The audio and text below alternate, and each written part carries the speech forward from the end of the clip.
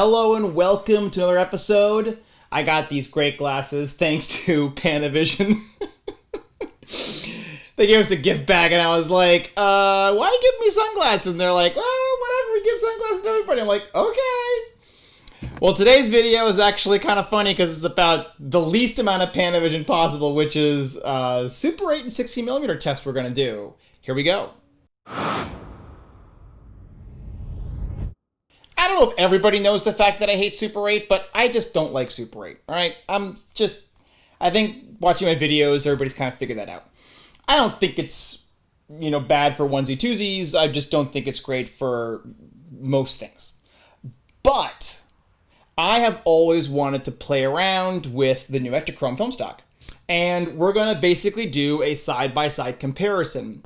And the video we're going to make, or should I say the film we're going to make, the film we're going to make is really designed to show the quality difference between Super 8 and 16mm. We're going to scan them both at 4K. We're going to process them at the same lab, and we're going to use two different cameras. And the tricky thing here is trying to figure out what we're going to use. So I think we're going to shoot the Super 8. One roll we're going to shoot on one camera, probably my new Elmo, which I'm going to show in another video. And the other roll probably going to shoot on the Brill, right? So we have a little bit of some camera test going on as well. And then we're going to shoot the roll of 100 on the good old Bolex. And I have a couple new lenses I want to try with that. So this is going to be my test. And we'll be back in hopefully just a second now. And we're going to talk all about how it came out. So this is the beginning of it. We're going to shoot tomorrow, and it's going to take probably a month to get everything together to finish the video because we got to scan it, and I'm going to do it all in-house with my new scanner, and so we got to wait for that to show up, and it's going to take a little bit of time. So this is just the introduction before I open up these containers of film and shoot them, that this is what we're working on. So far, I'm not really much of a fan of the new Ektachrome stock. I've colored it, and we've done some stuff with some clients who've used it. And I'm not the biggest fan of it. It's cool. It's a different look than color negative, but it's not a whole heck of a lot different. So I'm looking forward to scanning it with my own machine and seeing what it looks like. So I'm gonna be back in a second, and we're going to take these rolls of film with me, and we're gonna go shoot. I'll be right back. One eternity later. Let's see. So we shot this film last weekend. We dropped it off to the lab, and on Wednesday they had it done on Friday, and we just went to go pick it up. So we dropped it off at Spectra, and they're one of the only places in California that does E6. So the 16mm processing E6 was 26 cents a foot, and then it's $19.50 a roll per Super 8 to process. So it was $71.17 for the processing of 3 rolls of film, 2 50-footers, so 100 feet of Super 8 and 100 feet of 16. So let's take a look at what they did. So here's my 16mm roll, and they put it back in the container it came in, and the container has no label at the top. And I assume they put no leader on it because I didn't pay for them to prep it. You have to pay to prep. Let's see here. Ah, there it is. And the first bit of it's red, which is really weird. And then it's got a flash frame, and then it goes from red to normal. And let's see. What does it look like? It looks pretty darn good. Yeah, it looks pretty darn good. So that's a win right there. Looks like the exposure is dead on, so that's a win.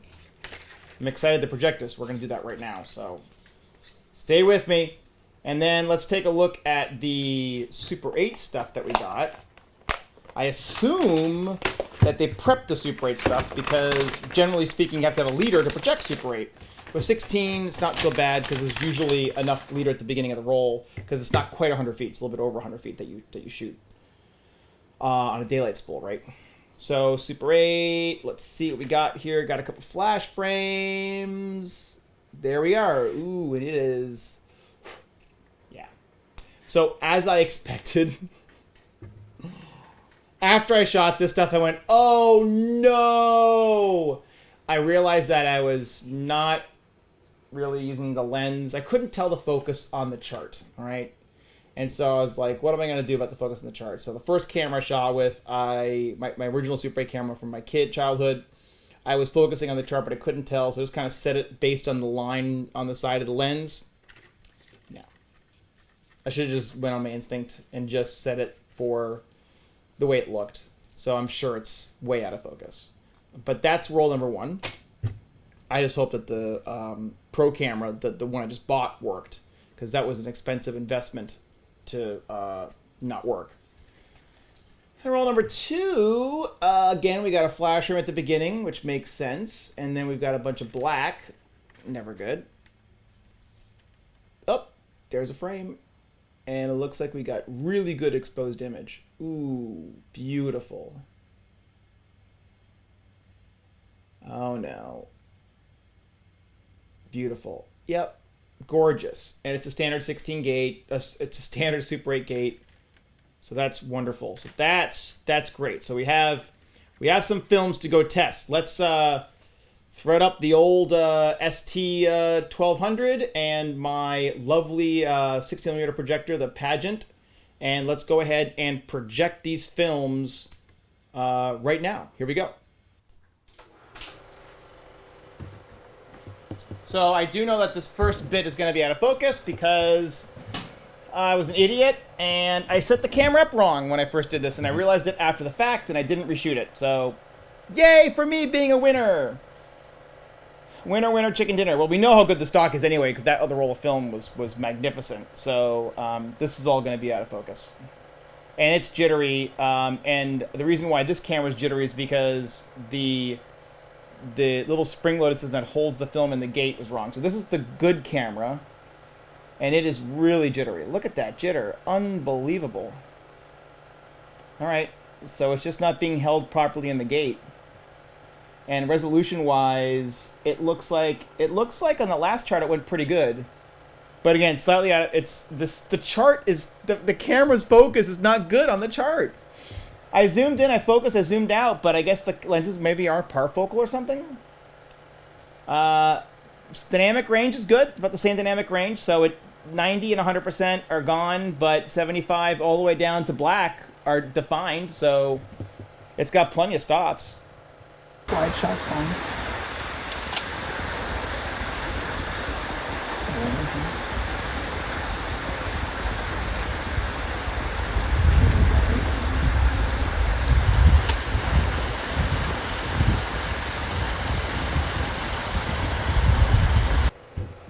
All right, so this is out on our hike a couple days ago, and the camera's very jittery. The camera's definitely got a problem. This is the new Elmo I got from Japan. I mean, it's crisp, much crisper than the other stock, but man, is it jittery. So that's definitely a camera problem. Might have been the first. This is much better. This shot's much better. Wow, the stock is really nice. It actually has a really nice look to it. I'm really surprised. That hair, I think, is in my projector. No, the jittery's still there. Crap, so the camera's got a problem.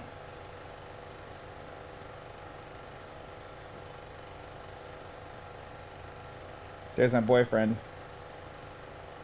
Yeah, it's a little jittery. Interesting. I gotta look at that and see what's going on with that. It could be something really simple.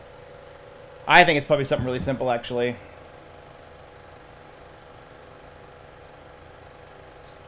Stuff is beautiful, though. Really super beautiful. It's gonna scan fine, because my scanner can correct some of the stuff. So it'll really scan up really nicely. The camera looks like it works great, to be honest. All the stuff is crisp.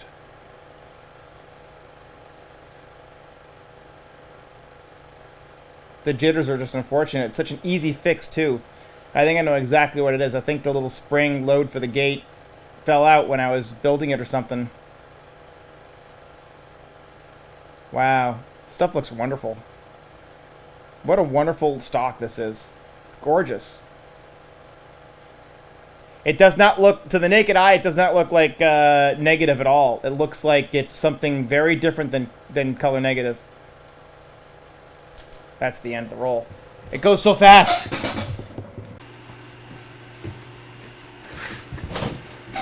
I see all the way to the end. So that's 400. I can see all the way past 400. 800?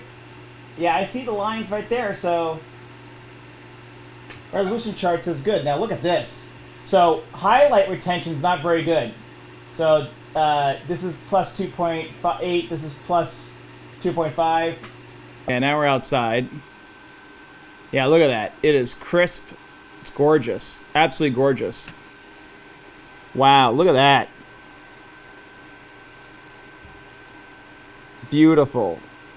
It's a little overexposed. I know I overexposed this stuff by a stop and some change by accident. Totally my fault. I didn't have my meter, and it was direct sunlight, and I expected to shoot in the shade, and I was being an idiot. But I think in the scan it'll retain some of this. But look at this footage. It's gorgeous. Absolutely gorgeous. The colors pop so well. It's such a different look than color negative. It really is. On film, you know, when you project the actual element instead of relying on, you know, scans. I'm sure the scan's going to look just like, you know, negative, but this look is really nice.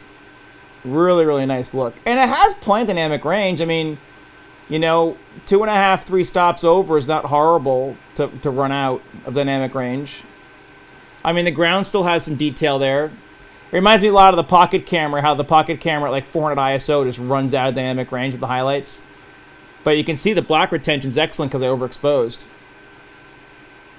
Wow, this roll of film is flat out gorgeous. Oh, I want more.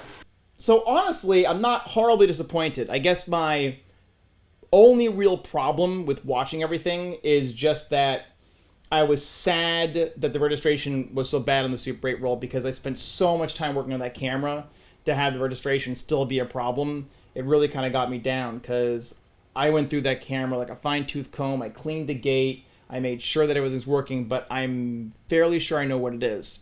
There are 2 pins that kind of help guide the film, and one of those pins is depressed by a lever. And I think when I added new foam to the case, I think what's happening is that lever is either being depressed too much or not enough. So I need to take some dead film. I need to put it in the camera and with the pressure plate from a broken magazine and just kind of see if I can suss out if that's the issue or not. I should be able to. It's harder to do this test on Super 8 than it is on 16 because 16 you can kind of see the whole gate in most cases, but on Super 8 you really can't. So it's harder to work on. So I guess we'll do that test and we'll do another roll of this or 2. They're not horribly expensive to shoot, but it was a lot of fun to go out and shoot. And so even though this roll's kind of messed up, it'll scan fine and we can get rid of the registration problems in post digitally. But to see it on film is really cool in person. It's not going to translate well on video at all. You're not going to be able to tell. In fact, if you look at the charts for the dynamic range, the only dynamic range part of the chart that wasn't perfect was the high end. And I bet you when we scan it, all those highs are going to be there. So the dynamic range is good. There wasn't any problems with dynamic range. We saw it on the 16, it was perfect. But on the Super 8, it wasn't so hot. Now, I was thinking that the projector might have been a problem, so I projected a old roll of film that I had from when I was a kid. It looks so good. And it is very soft.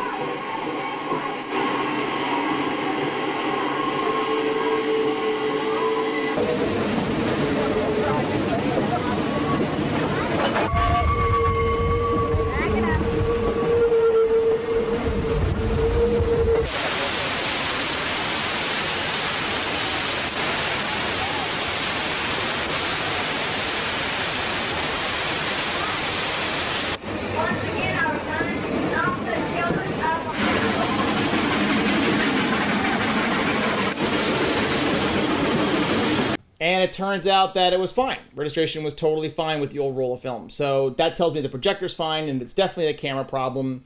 In the case of my older camera, the one that I shot that same film with from when I was a kid, I know what the problem is. The spring load system, the spring is gone. I must have lost it or something, so I'll have to buy another one of those cameras on eBay. They're like $60 or something, and just move the gate over, you know, and just kind of clean up my camera, move the gate over so I have my camera still working. Even though I don't really care, I think it's better to have in my head that it does function properly. Anyway, thanks for watching this episode. I hope it's been a lot of fun. You know, we went outside, we got to do some neat tests, and we're going to show you a sync sound test from this Ektachrome material as well at a later date. That'll be a lot of fun, so we can see if the cameras actually stay in sync or not. That's the other test we did with these. So I think that we're going to continue shooting some Ektachrome. I think it'll be great to kind of choose some black and white for you guys as well, and do some more of these fun watching the projector shows. It's a lot of fun. So until then, don't forget to like and subscribe, and I will see you next time.